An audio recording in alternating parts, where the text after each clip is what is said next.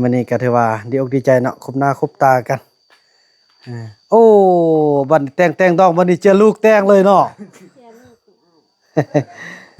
ไปนั่งกันเด้อ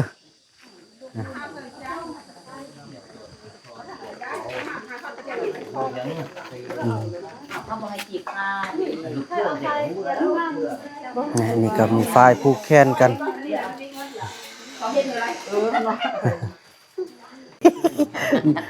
ในบ้านเจอในบ้านเนาะบัดนี้เนี่ย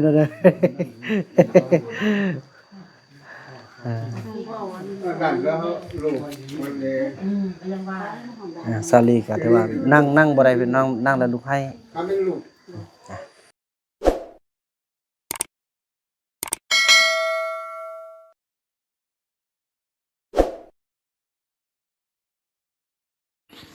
สบายดีไอ้นูนพี่น้องเอ้ยถือว่าคลิปนี้ก็เป็นคลิปที่ซ่องไอ้น้องเขาจะได้ออกไปเอาเบียร์เนาะไปเอาน้ำก้อนแล้วก็ไปเอาจอกไปเอายังต่างเกี่ยมแล้วก็ทอนเงินเนาะเกี่ยมว่าเรื่องงานของเซาลีมันก็จะมีค่าธรรมเนียมเอกสารมันจะมีว่าเรื่องฮิตข้องว่าเรื่องซุมมาการจะตั้งยังต่างเนาะอยู่ใส่มันก็ต้องตามฮิตตามของน้องนกน้องเฮ็ดสวยเด้อเอาบ่ต้องมาเฮ็ดสวยเด้แล้วเอาดอกไม้นี่ใส่เราเอาดอกไม้นี่โอ้พอดีเด้อนี่น่ะนี่เอาประมาณมอง5เบิ่งมีในบ้านมีปกสมีภายในมีในโฮมบ้านมีสหพันธ์ประมาณเอา5 6ก่อนก็ได้เด้อ6สวยก่อนก็ได้หรือว่าเฮ็ดเพื่อรถพอบางเทื่อเพิ่นมาหลายคนเด้แต่ที่แน่ๆก็คือ5คนแน่นอนแล้วแหละพอเราจะได้ใส่เพื่อนเอิ้นคันสุมาเด้บ่เฮ็ดซะสวยก็ได้ทำปรึกษาในบ้านแล้วในบ้านว่ามันเฮาบ่มีผู้เฒ่าเฮ็ดเป็นสวยเลยครับเพิ่นเป็นสวยเอาเพิ่นเป็นสวยเลยนั่นคอยย่างเด้ไปเฮานะเด้อลูกอยู่แม่เด้อเจ็บแล้วนะไปอย่าลืมเฮ็ดสวยไว้จากคันว่าอันนั้นเอาเป็น10เลยก็ได้บางเทื่อเขามาหลายเด้นั่นไปพี่น้องไว้เดี๋ยวเขามาแล้วก็จะเป็นเรื่องข้าวในต้นส้วยมันจึงกินน่ะไปบอกได้ให้ตัวนั้นก่อนนะเขามาแล้วมันจะมายุมาเนี่ยอยู่ฮั่นไปพี่น้องเดินทางพี่น้องเอ้ยเนาะก็ถือว่าแล้วก็มาฮอตพี่ละจะได้เก็บเอาของเอาเครื่องเอาอย่างต่างเนาะซ่องตุกมันบ่พี่น้อยแล้วเฮาก็สำเร็จเนาะโอ้โถมีเบียร์5 ลัง งานแต่งที่ยิ่งใหญ่พี่น้อยแล้วก็มีน้ำก้อนมีเทียนมีอย่างต่างเนาะไปบ้านนี้ในบ้านก็จะตั้งเพิ่นไปฮอดเพิ่นหมดแล้วพี่น้องเอ้ยถือว่าอุ้ยพี่น้องเอ้ยไอ้เฟืองติดนั่นแม่นบ่โมเมนต์ติเพื่อพอเราจะได้กายไปนั่นพี่น้องกายไปเอาของกินก่อนเนาะจะบอกเขานี่เถอะ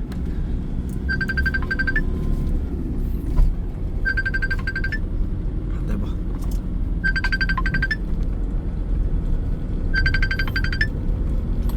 กายไปเอาของกินก่อนนะพี่น้องเนาะโอเคท่านผู้ชมเนาะแล้วเขาก็ได้มาเอาของกินอยู่ที่ห้านอาหาร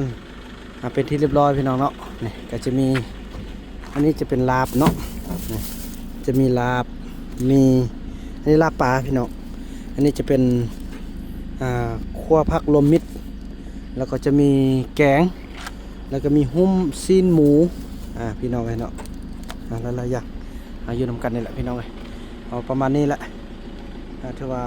ค่าใช้จ่ายกระทึกอยู่3,500,000 กีบพี่น้องเอ้ยเนาะแต่ว่าค่าเบียร์ค่ายังบ่ทันได้ไล่เถอะน้ำก้อนเบียร์แล้วก็ยังต่างหลายๆอย่างเอาเป็นว่าจบงานเขาจึงจะไปไล่คืนเนาะอยากสิละให้ตั้มงบพี่น้องเอ้ยไอ้นู่นคนกับคนเครื่องขึ้นช่วยเป็นที่เรียบร้อยเดินทางกลับกันบ้านนี้เนาะ ขอบใจเด้อที่มาช่วยไอ้เด้อดีใจน้องเอ้ย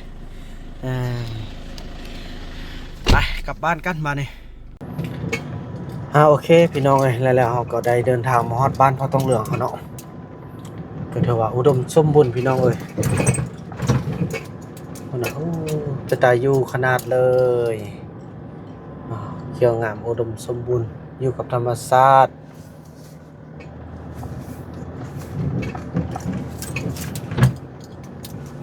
ทั่วกันจะตั้งเฮาน่าจะมาครบละพี่น้อยพอเฮาได้แล่นไปเอาของอยู่ของกินแด้เอาน้ำเอาในเอาอีหยังต่างๆแม่เฒ่าพ่อเฒ่าก็น่าจะมาฮอดแล้วเนาะ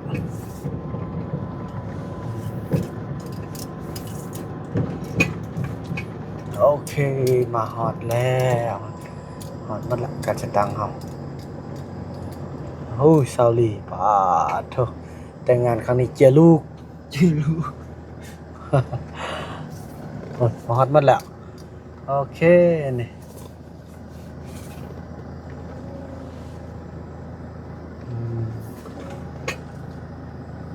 ไปบัดนี้พี่น้อยเนาะแล้วเฮาก็เกี่ยมสมมากันจะตั้ง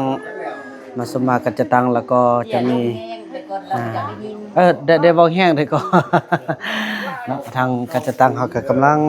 โอลมกันเนาะอย่างต่างพี่น้องเพชรก็มาเป็นจังเด้อกินข้าวกันก่อนเด้อมื้อนี้เด้อกินข้าวกันเด้อแล้วก็พี่น้องเอ้ยอันนี้ก็มันเกี่ยมตามฮีตามพอจะได้สมมาก็จะตั้งสมมาอีหยังต่างเนาะแล้วก็ตามฮีตามคลองพี่น้องมันทึกคลองโดยที่ลุงไอ้นั่นก็ได้บ่มาหาแล้วเบิ่งอันตู้มื้อวานนี่เด้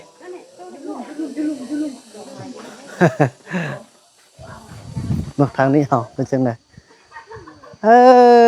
โธ่บัดนั้นเข้าไปนั่งนำกันหมดเด้อโธ่หุ่นน่ะผู้ใดก็อึ้งลึงอ่างล่างมื้อนี้ก็ถือว่าดีอกดีใจเนาะคบหน้าคบตากันโอ้บัดแต่งดอกบัดนี้เจอลูกแต่งเลยเนาะ คือบ่อุ้มข้างๆนะอุ้มฉะนั้นบ่เจ็บเนี่ยมันให้อุ้มทุกสิ่งเขาให้มักเนาะบ่มักน้องพ่อหนูตั้งแล้วไปมื้อนี้พากันเข้าไปนั่งพูดนำกันไปนี่ไปยันให้นะโอ้ให้กะอุ้มไปอุ้มมาพุ่นบ่ต้องมานี่พอมันเรียกไปพอเข้าไปนำกันในบ้านนี่ต้องได้เข้านำเด้ไปบ่ไปนำกันโอ้บ่ได้ไปหมดทุกคนเข้าไปไปนู่นไปนั่งเบิ่งไปฟังนำกันไปขึ้นไปโอ้ไอ้กิ๊กกับบ่ทันมาฮอดเด้อพี่น้อยไปนั่งนำกันเด้อ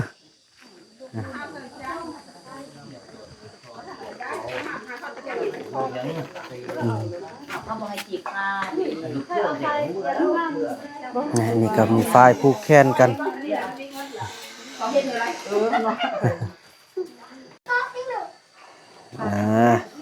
นี่ก็มันเฮ็ดคันมันถือคลองตามฮีตามคลองในบ้านนั่งเซ่อในบ้านนั่งเพิ่นบอกนั่งนี่ก็ได้เนี่ย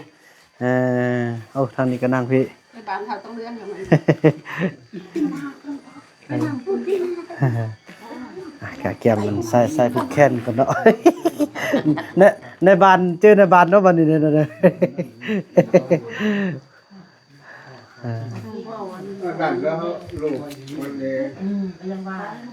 ซาลีก็ถือว่านั่งบ่ได้เป็นนั่งแล้วลูกให้เตรียมใส่ผูกแขนเตรียมคันสมมาก็จะตั้งสมมาแล้วก็เตรียมหยังต่างเนาะพี่น้องเนาะตามฮีตามคลองให้มันถูกต้องบัดนี้โอ้น้องนกเอาเมทาแพทย์มาแม่เพิ่นไม่เฮาเจ้าด่าปลาเห็ดนี่หั่นนี้ล่ะปลาเห็ดมานั่งนำแน่จิบร้อนแล้วกันตื่นบ่ตื่นเห็ดตื่นไว้เพิ่นไปเหี่ยวจะว่าแล้วงานนี้งานกินค่อยบ่นี่แล้วจะว่าเลยงานรอมาตั้งแต่เช้าสิหานี่ปะบ่ได้แล้วจะว่าเลยลูกแค่มันไปไกลพูดย่างเคยไปซ้อมเห็นน่ะเอามาไปเด้อไปที่บ้านเจ้าสาวนี่นั่งก็นั่งบ่ได้ลูกให้เฮ็ดจังได๋วะเราไม่ให้ลูกเราจิ๋วให้อุ้มให้ประเทศที่ประเทศเห็ดอะไรเอามาจิ๋วไปที่จิ๋วอุ้มให้ นักเอกใครเอกก็ต้องเป็นระเบียบเราก็จะรู้หัวดีดี จะวางอยู่ว่าต้องมาเก็บ เก๋